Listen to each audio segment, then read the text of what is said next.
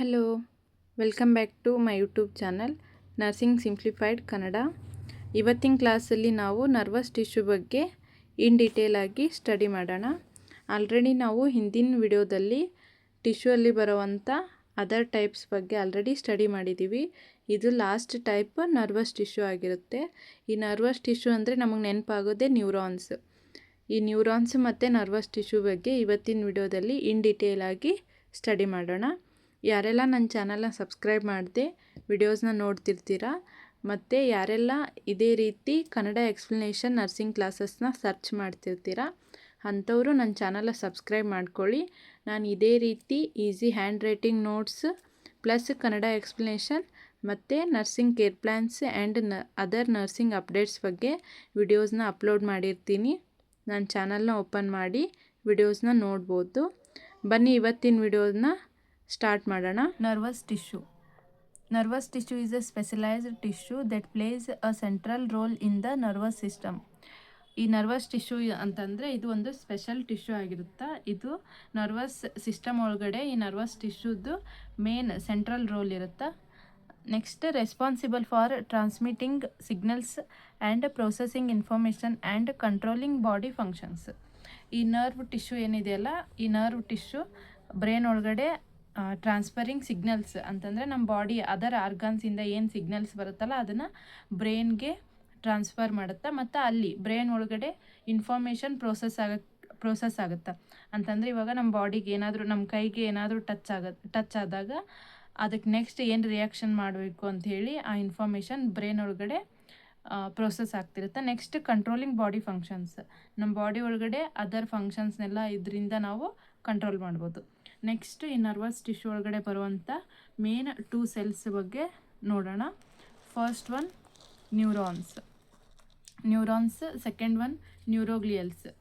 These are 2 types of cells in nervous tissue. ಈ nerve tissue ಅಲ್ಲಿ ಬರುವಂಥ first cell ಅಂದರೆ ನ್ಯೂರಾನ್ಸ್ ಅಥವಾ ನರ್ವ್ ಸೆಲ್ ಅಂತ ನಾವು ಕರಿತೀವಿ. ಈ ನ್ಯೂರಾನ್ ಬಗ್ಗೆ ನಾವು ಆಲ್ರೆಡಿ 9th ಕ್ಲಾಸಿಂದನೇ ಗೊತ್ತಿರುತ್ತೆ. ಈ ಡೈಗ್ರಾಮ್ ಎಲ್ರಿಗೂ ಆಲ್ರೆಡಿ ಪರಿಚಯ ಇದ್ದೇ ಇರುತ್ತೆ. ಇವಾಗ ಇದ್ರ ಬಗ್ಗೆ ಡಿಸ್ಕಸ್ ಮಾಡೋಣ. ನ್ಯೂರಾನ್ಸ್ನ ನಾವು ನರ್ವ್ ಸೆಲ್ ಅಂತಲೂ ಕರಿತೀವಿ. ಇದು ನ್ಯೂರಾನ್ಸ್ ಡೈಗ್ರಾಮ್ ಆಗಿರುತ್ತೆ, ನೀವು ನೋಡ್ಬೋದು. ಇದರ ಮಿಡಲಲ್ಲಿ ಇರೋವಂಥದ್ದನ್ನ ನ್ಯೂಕ್ಲಿಯಸ್ ಅಥವಾ ಕೋರ್ ಅಂತ ಕರಿತೀವಿ. ಇದೇನು ಫುಲ್ ಇಲ್ಲಿದೆಯಲ್ಲ, ಈ ಬಾಡಿನ ನಾವು ಸೆಲ್ಯುಲಾರ್ ಬಾಡಿ ಅಂತ ಕರಿತೀವಿ. ಇದೇನಿಲ್ಲಿ ಒಂದು ಲೈನ್ ಬರುತ್ತಲ್ಲ ಈ ಮಿಡಲ್, ಇದನ್ನು ಆಕ್ಸಾನ್ ಅಂತ ಕರಿತೀವಿ. ನೆಕ್ಸ್ಟ್, ಇವೇನಿದೆ ಅಲ್ಲ ಹೇರ್ ಲೈಕ್ ಸ್ಟ್ರಕ್ಚರು, ಇವನ್ನ ಡೆಂಡ್ರೈಟ್ಸ್ ಅಂತ ಕರಿತೀವಿ. ನೆಕ್ಸ್ಟ್, ಇವೇನು ಲಾಸ್ಟ್ ಇಲ್ಲಿ ಇದಾವಲ್ಲ ಇವನ್ನ ಆಕ್ಸಾನ್ ಟರ್ಮಿನಲ್ಸ್ ಅಂತ ಕರಿತೀವಿ. ನೆಕ್ಸ್ಟ್, ಇದೇನಿದೆಯಲ್ಲ ಈ ಪಾರ್ಟ್, ಇದ್ರೊಳಗಡೆ ಬರೋವಂಥ ಪಾರ್ಟ್ನ ನಾವು ಮೈಲಿನ್ ಶೀತ್ ಅಂತ ಕರಿತೀವಿ. ಇವಾಗ ನೋಡೋಣ ನ್ಯೂರಾನ್ಸ್ ಅಂತಂದ್ರೆ ಏನಂತ. Neurons, these are a fundamental units of the nervous system. ಅಂತಂದರೆ ಈ ನರ್ವಸ್ ಸಿಸ್ಟಮ್ ಒಳಗಡೆ ಬರುವಂಥ ಬೇಸಿಕ್ ಯೂನಿಟ್ಸ್ ಆಗಿರ್ತವೆ. ಇವು ನ್ಯೂರಾನ್ಸಿಂದನೇ ನಾವು ಇದರ ನ್ಯೂರಾನ್ಸಿಂದನೇ ಈ ಇನ್ಫಾರ್ಮೇಷನ್ ಫಾರ್ಮೇಷನ್ ಆಗೋದು ಮತ್ತು ಸಿಗ್ನಲ್ಸ್ ಏನಿದೆಯಲ್ಲ ಅವೆಲ್ಲ ಟ್ರಾನ್ಸ್ಫರ್ ಆಗೋದೇ ಈ ನ್ಯೂರಾನ್ಸ್ನ ಸೆಲ್ಲಿಂದ. They are specialised cells that transmit electrical signals called nerve impulses. ಇದ್ರದ್ದು ಮೇನ್ ಫಂಕ್ಷನ್ ಅಂತಂದರೆ ಟ್ರಾನ್ಸ್ಮಿಟ್ ಎಲೆಕ್ಟ್ರಿಕಲ್ ಸಿಗ್ನಲ್ಸ್. ಇದು ನಮ್ಮ ಬಾಡಿಯಿಂದ ಎಲೆಕ್ಟ್ರಿಕಲ್ ಸಿಗ್ನಲ್ಸ್ನ ಬ್ರೈನ್ಗೆ ಟ್ರಾನ್ಸ್ಫರ್ ಮಾಡುತ್ತೆ. ಅದನ್ನು ನಾವೇನಂತ ಕರಿತೀವಿ, ನರ್ವ್ ಇಂಪಲ್ಸಸ್. ಈ ಎಲೆಕ್ಟ್ರಿಕಲ್ ಸಿಗ್ನಲ್ಸ್ ಏನಿದೆಯಲ್ಲ ಅವನ್ನ ನಾವು ನರ್ವ್ ಇಂಪಲ್ಸಸ್ ಅಂತ ಕರಿತೀವಿ. ಇವಾಗ ಸೆಕೆಂಡ್ ಸೆಲ್ಸ್ ನ್ಯೂರೋಗ್ಲಿಯಲ್ ಸೆಲ್ಸ್ ಬಗ್ಗೆ ಸ್ಟಡಿ ಮಾಡೋಣ. Glial cells do not product nerve impulses. ಈಗ ನ್ಯೂರೋಗ್ಲಿಯಲ್ ಸೆಲ್ಸ್ ಏನಿದೆಯಲ್ಲ ಇವು ನರ್ವ್ ಇಂಪಲ್ಸಸ್ನ ಮಾಡೋಂಗಿಲ್ಲ. ಇವಾಗ ನ್ಯೂರಾನ್ ಏನಿದೆ ಅದು ಮೇನ್ ನರ್ವ್ ಇಂಪಲ್ಸಸ್ ಫಂಕ್ಷನ್ನ ಮಾಡುತ್ತೆ. ಬಟ್ ಈ ನ್ಯೂರೋಗ್ಲಿಯಲ್ ಸೆಲ್ಸ್ ಏನಿದೆಯಲ್ಲ ಇವು ನರ್ವ್ ಇಂಪಲ್ಸಸ್ನ ಮಾಡಲ್ಲ. But instead support, nourish and protect the neurons. ಇವು ನ್ಯೂರಾನ್ಸ್ಗೆ ಸಪೋರ್ಟ್ ಮಾಡುತ್ತಾ, ನರಿಶ್ ಮಾಡುತ್ತಾ ಮತ್ತು ಪ್ರೊಟೆಕ್ಷನ್ ಕೂಡ ನ್ಯೂರಾನ್ಸ್ಗೆ ಕೊಡುತ್ತೆ. ಇವು ಒಂಥರ ಪ್ರೊಟೆಕ್ಟಿವ್ ಸೆಲ್ಸ್ ಅಂತಲೂ ಕರಿಬೋದು. ನಾವು ನ್ಯೂರಾನ್ಸ್ನ ಪ್ರೊಟೆಕ್ಟ್ ಮಾಡುವಂಥ ಸೆಲ್ಸ್ ಆಗಿರ್ತವೆ ಇವು. ಫಾರ್ ಎಕ್ಸಾಂಪಲ್ ಇದರಲ್ಲಿ ಯಾವ್ಯಾವ ಸೆಲ್ನ ನೋಡ್ಬೋದು ಅಂತ ಅಂದರೆ, first astrocytes, oligodendrocytes and microglia, ependymal cells and Schwann cells and satellite cells. These are cells under neuroglial cells. ಇವು ನ್ಯೂರೋಗ್ಲಿಯಲ್ ಸೆಲ್ಸ್ಗೆ ಎಕ್ಸಾಂಪಲ್ ಆಗಿರ್ತವೆ. ಸೊ ನೆಕ್ಸ್ಟ್ ನ್ಯೂರೋಗ್ಲಿಯಲ್ ಸೆಲ್ಸ್ ಏನೇನು ಫಂಕ್ಷನ್ ಮಾಡುತ್ತೆ ಅಂತ ನೋಡೋಣ. Functions of glial cells. First one, supporting and insulation ಅಂತಂದರೆ holding neurons in place and providing a protective covering. ಈ glial cells ಏನಿದೆಯಲ್ಲ ಇವು ನಮ್ಮ ನ್ಯೂರಾನ್ಗೆ ಹೋಲ್ಡಿಂಗ್ ಅಂತಂದರೆ ಒಂದೇ ಕಡೆ ಇದು ನ್ಯೂರಾನ್ಸ್ ಇದೆ ಅಂತಂದರೆ ಇದು ಅಕ್ಕಪಕ್ಕ ಇರೋ ಸೆಲ್ಸ್ ಆಗಿರ್ತವೆ ಇವು ನಮ್ಮ ನ್ಯೂರಾನ್ನ ಬೇರೆ ಪ್ಲೇಸ್ಗೆ ಟ್ರಾನ್ಸ್ಫರ್ ಆಗದೆ ಇರೋ ಥರ ಒಂದೇ ಪ್ಲೇಸಲ್ಲಿ ಇರೋ ಥರ ಇವು ಹೋಲ್ಡ್ ಮಾಡುತ್ತೆ. ಮತ್ತು ಪ್ರೊವೈಡಿಂಗ್ ಪ್ರೊಟೆಕ್ಟಿವ್ ಕವರಿಂಗ್ ಅಂದರೆ ಇದು ಒಂದು ಪ್ರೊಟೆಕ್ಟಿವ್ ಕವರಿಂಗ್ ಲೇಯರ್ನ ನಮ್ಮ ನ್ಯೂರಾನ್ಸ್ಗೆ ಕೊಡುತ್ತೆ.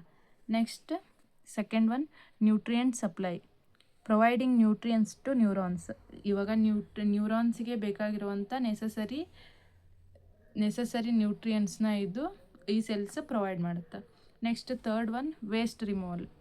Clearing away waste products. ಈ ನ್ಯೂರಾನ್ಸಿಂದ ಈ ವೇಸ್ಟ್ ಪ್ರಾಡಕ್ಟ್ ಏನಿರುತ್ತಲ್ಲ ಅದನ್ನು ದೂರಿಡುತ್ತೆ, ಅಂತಂದರೆ ಕ್ಲಿಯರ್ ಮಾಡುತ್ತೆ ವೇಸ್ಟ್ ಪ್ರಾಡಕ್ಟ್ನ.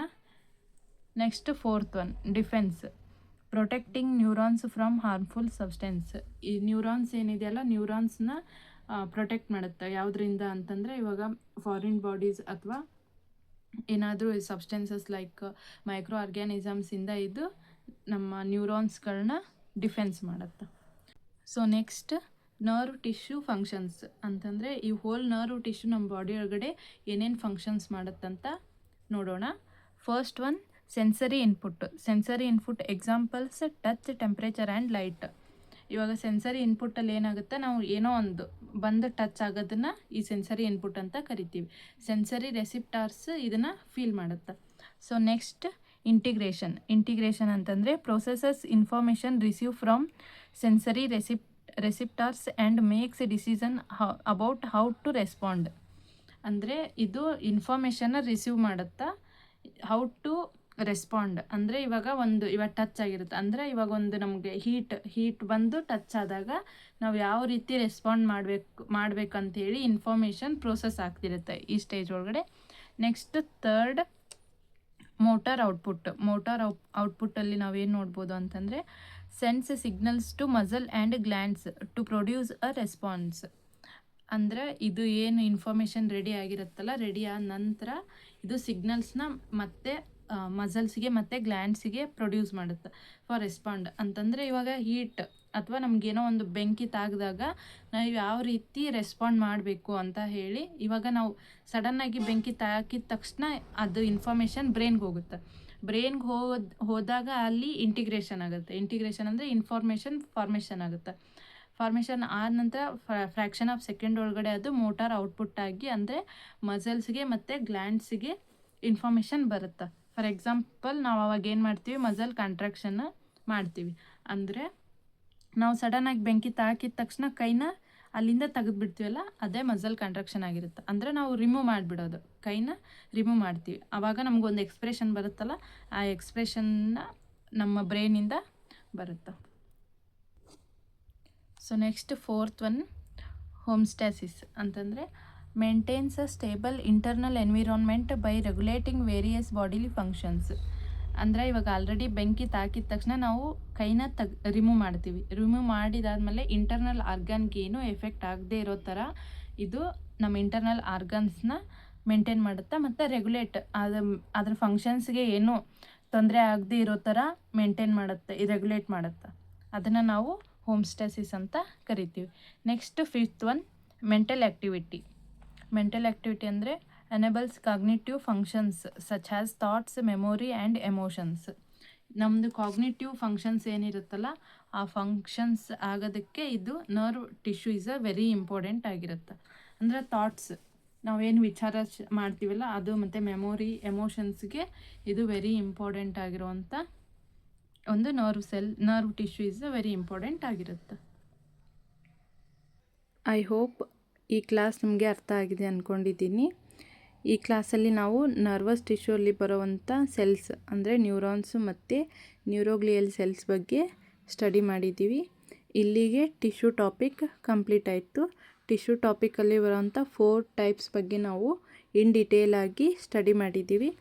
ಯಾರಿಗಾದರೂ 4 ವಿಡಿಯೋಸು ಬೇಕಿದ್ದರೆ ನನ್ನ ಚಾನಲಲ್ಲಿ ನೋಡ್ಕೋಬೋದು.